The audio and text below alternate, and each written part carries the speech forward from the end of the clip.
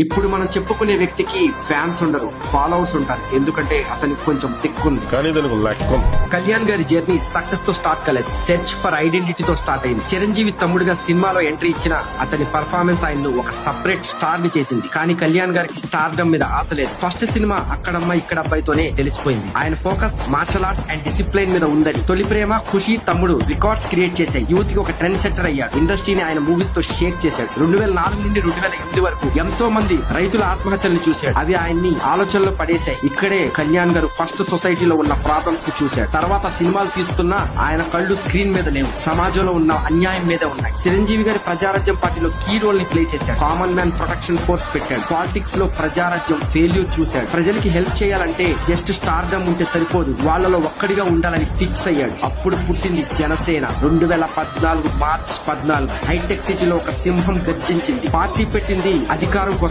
కాదు, అవసరం ఉన్న చోట నిలబడే ధైర్యం కోసం. 2019లో జనసేన పోటీ చేసిన 2 చోట్ల ఓడిపోయింది. అందరూ పాలిటిక్స్ అంటే సినిమా కాదన్నారు. 2 చోట్ల ఓడిపోయాడు అని నవ్వారు. గ్లాస్ పగిలిపోయిందన్నారు. కానీ కళ్యాణ్ గారు ఎక్కడా తగ్గలేదు. మళ్ళీ మేకప్ వేసుకున్నాడు. ఫేమ్ కోసం, సినిమా కోసం కాదు, పార్టీ ఫండ్ కోసం. వకీల్ సాబ్, భీమ్లా నాయక్ సినిమా షూటింగ్ చేస్తూ ఆ డబ్బులతో పార్టీ వర్కర్స్ కి కంటతడి పెట్టిన రైతుల్ని ఆదుకున్నారు. ఓడిపోయిన తర్వాత అందరూ వెళ్లిపోతారు. కానీ కళ్యాణ్ గారు ఓడిపోయాక ఇంకా దగ్గరయ్యారు. తర్వాత 2024 ఎలక్షన్స్ లో టీడీపీతో కలిసి పోటీ చేశారు. ధర్మ పోరాటంలో తన ఈగోని పక్కన పెట్టారు. Result 100% strike rate. 21కి 21 ఎమ్మెల్యే సీట్లు గెలిచాడు. ఆ గెలుపు చూసి టోటల్ కంటే షాక్ అయింది. అపోజిషన్ షేక్ అయింది. ఈ జర్నీలో ఫ్యాన్స్ కూడా చాలా సపోర్ట్ చేశారు. సిద్ధాంతం లేని రాజకీయం చేస్తే రూలర్ అవుతారు, దానం పెట్టి రాజకీయం చేస్తే పవన్ కళ్యాణ్ అవుతారు.